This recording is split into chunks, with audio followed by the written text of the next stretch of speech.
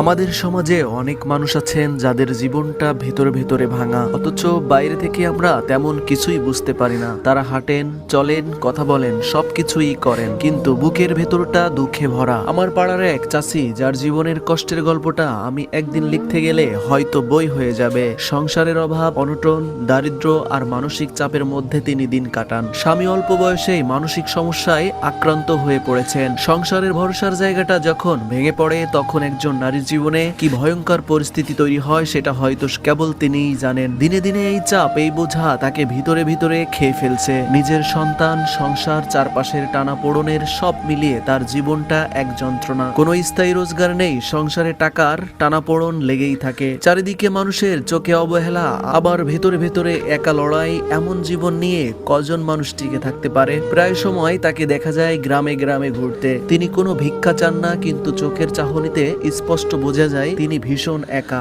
তার কথা, তার আচরণ মাঝে মাঝেই অদ্ভুত মনে হয়। আসলে সেটা তার ভেতরে চাপের বহিঃপ্রকাশ। গতকাল হঠাৎই তিনি আমাকে দেখে বললেন, বাবা, হয়তো আমি আর বেশি দিন বাঁচবো না, আমার একটা ছবি তুলে দাও, তাহলে মরার পরও অন্তত সবাই আমাকে মনে রাখবে। শুনে আমার বুকটা কেঁপে উঠলো। একজন মানুষ কতটা হতাশ হলে এমন কথা বলতে পারেন? কষ্টে থাকা একজন নারীর এই কথা আমার কানে শুধু শব্দ হিসেবে বাজেনি, মনে হয়েছে যেন একটা আর্তনাদ। আমি কিছুক্ষণ কিছুই বলতে পারিনি। তারপর ভেবেছি, যদি তাকে খুশি করতে পারি, যদি কিছুটা হাসাতে পারি, তাহলেই হয়তো তার মনটা হালকা হবে। তাই আমি তার সাথে কিছু দুষ্টামি করে, খুনসুটি করে একটা ভিডিও বানাই। ভিডিওটা করেছি দুই জায়গায়, একটা রাস্তায় দাঁড়িয়ে, আর একটা করেছি শেখাটিতে। উদ্দেশ্য একটাই, চাচির মন ভালো করা, তার কষ্টের মধ্যে সামান্য আনন্দ ঢুকিয়ে দেওয়া। কিন্তু আজ দেখছি অনেকে সেই ভিডিও দেখে নানা কথা বলছেন। কেউ বলছেন আমি নাচ করেছি, ডাবিং করেছি, যেটা একজন কলেজ পড়ুয়া ছেলের মানায় না। হ্যাঁ, হয়তো কারো চোখে মানায়নি, কিন্তু আমি বলি, মানবতায় মানায় কিনা সেটা ভেবে দেখছেন? চাচির মতো মানুষেরা ভেতরে ভেতরে মরছেন প্রতিদিন।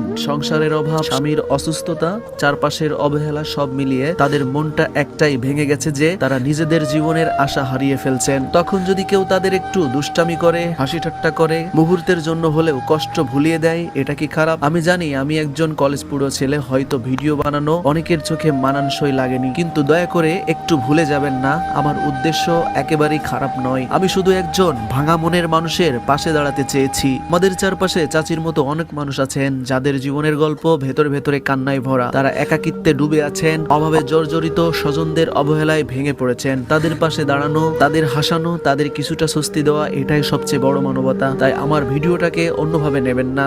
আমি খারাপ কিছু করিনি, বরং একজন মানুষের ভেতরের কান্নাকে কিছুক্ষণের জন্য ভুলিয়ে দেওয়ার চেষ্টা করেছি। সবাই ভালো থাকবেন। আসসালামু আলাইকুম।